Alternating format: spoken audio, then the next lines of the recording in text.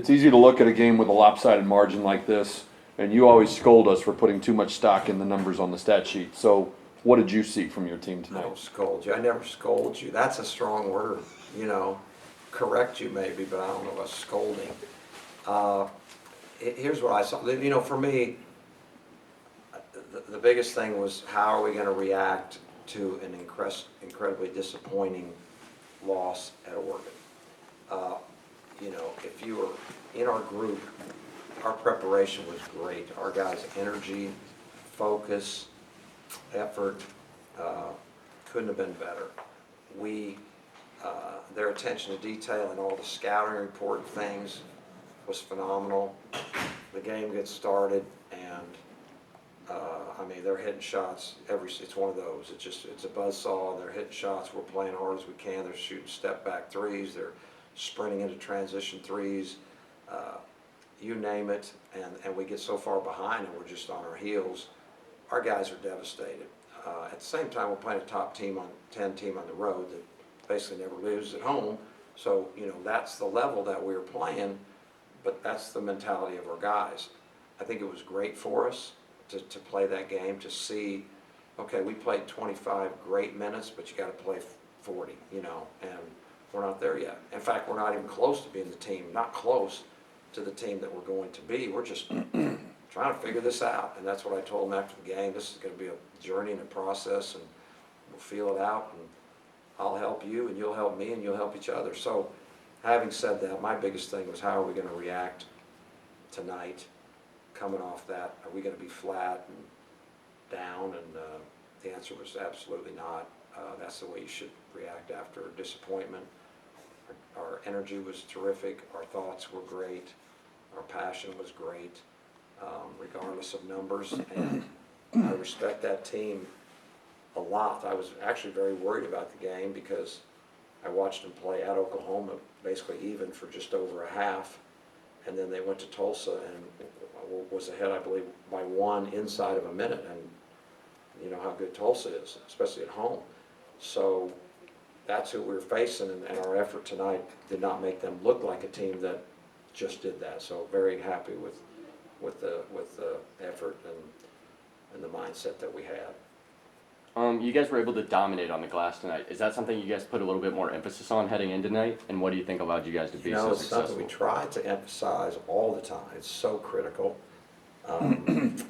Some nights it's harder to do than others, but we have to. Tonight it was a passion to rebound. Our guys responded to that. Marcus in particular obviously was a terrific rebounder tonight, but we have to get better in that area in all games. I mean, tonight, yeah, we did a great job, but it has to be each and every night. There are certain things that our guys know that we're, I guess, selling. Selling sounds like it's, you know, it's, you know, we want them to embrace, and rebounding is at the top of the list. I don't know that we're not a natural rebounding team across the board. We've got some natural rebounders, but some guys that maybe have not done that a lot in the past need to, you know, make sure that that's a priority in their game. Was it difficult to take Kendrick out, one rebound shy of a triple-double? Yes, yeah, but, you know, sometimes karma can get you. First of all, I wanted to play other people. You know, when we have an opportunity to play people, and as I told Kendrick, it might be a week before you get one more rebound. So we don't know that this is going to happen any moment, but yeah, sure, I would like for him to have done that, but I would rather on the third game of the year make sure guys are playing. Also, how would we feel if we left him out there for that reason only and he got injured? You know, that's just not very smart. So, you know, yeah, I would have liked to, but in the big scheme of things, it's just something to write about or talk about, you know. More importantly, you know, trying to put the team together. You talk about wanting to play some of the other guys, and you played Smith and Phelps and Todorovic and McBride a little at the end. What did you get from them? What did you see from them in their extended run in the second half? Well, you know, as of right now, as you can see, not just in this game because of the score, but heck, you know, they played at Oregon, you know, they're important pieces of this team. And they're outstanding players. And it's, you know, I'm just, you know, it's fun to watch them make some really, really good plays. They're learning fast. They are fast learners. But, you know, they're not just in at the end of a game where we're way ahead of them. They are guys that need to help us this year. They really do. And I think they definitely have the ability to do that. You mentioned Marcus and his rebounding. Do you see him as a big guy who can step out and shoot? Yeah. Or he's versatile. an all-around player who, Yes, because he's that's not what- really tall enough to go down low in a Well, normal he is, formula. but he's got a way about him, you know, and we watched a lot of film on him at Duquesne before coming here. He's a guy that's got a lot of areas on the floor that he can shoot a three, he can drive the ball. He had 5 assists, no turnovers tonight. He's a good passer. He can take the ball down. He's got strength and bounce and length, and he can finish. So, yeah, I do see him that way. But the big thing tonight, he was just, you know, he was just in a lather. You know, he was just turned up. You know, probably played the hardest I've seen him since he's been here, and that's going to pay dividends for him, and it's going to obviously pay dividends for us. How? Good. Of your new guys, Marcus, Michael, Tristan, Zach, have any of them surprised you or shown you anything different than what you thought you were getting? I don't think so. I think we knew him pretty well. Really excited about Tristan's progress. You know, we're careful with it. You know, the number of reps in practice, the number of minutes he gets here. We're just gonna. This is a long year. You know, we want to have him for the whole year. We just take it sort of minute by minute. But he's just, you know, he's doing very well and getting more and more confidence in himself. So that's, you know, just such a plus for us, and it's great to have some depth inside really for the first time, well, in 7 years, I guess.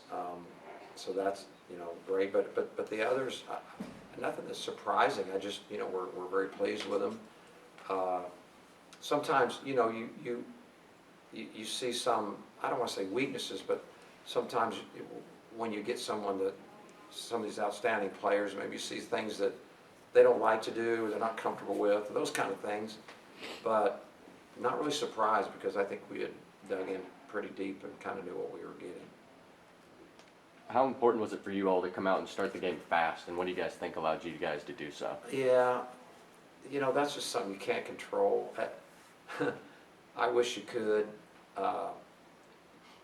Maybe I'm naive, although if you look at the Oregon game, if you're going to start that fast, you know, that's a pretty big deal in a game like that. But I've just been in so many games that I guess I'm not that big a believer that in the first 5 minutes, just sort of happen, and games usually settle down after about 5 minutes, because there's a lot of emotion, and sometimes it works against you when you're too hyper, or it can work for you when you're really ready to play, or vice versa. And so I felt this as a player, games settle down into the game that it's going to be, usually at around the 5 minute mark.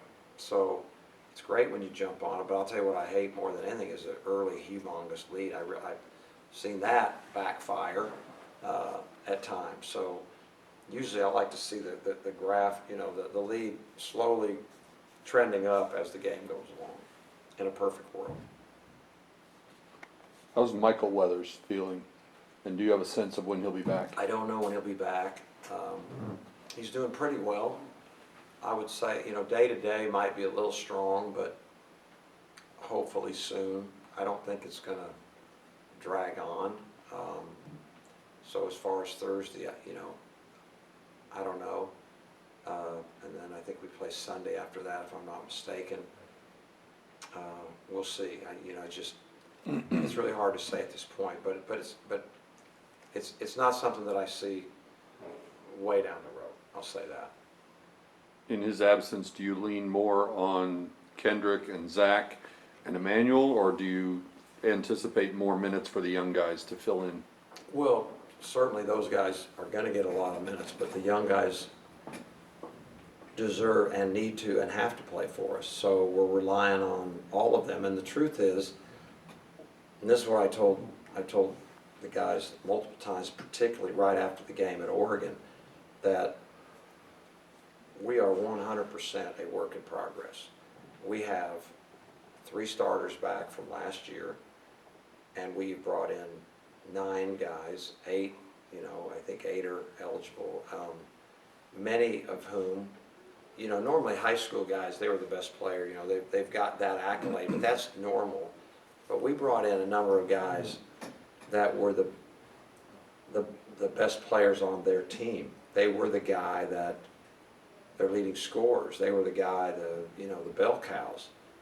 And so what I'm trying to explain to our guys, if you look at, just put it in a different context, you look at in the NBA when people bring guys that are all, all-stars or whatever together, it takes time. And there's a little frustration right now, and they're all trying to feel like, when is this going to start to feel like, what is my role? And I can't say, well, this is your only role. This has to happen over playing. Games are the only one. Only so much can get done in practice. It's in the games. How do we play in the game? How do we feel? How do we interact? How do we make each other better and still play, to my strength, to your strength, to his strength? And at the same time, I got to sacrifice, but if I sacrifice too much, then I'm not really, playing my game. And that's what we're, from the offensive standpoint, that's what we got to, that's what's taking place right now. And it will take time, but like I tell them, you don't need any time to play really hard. You don't need time to learn how to rebound. You don't need time to have a mentality to sprint the floor both ways. That's got nothing to do with chemistry. And so that's what we keep trying to harp on. And yes, we were the better team, but still, no matter who we played tonight, we had, to me, the right approach and the right intensity level and concentration level.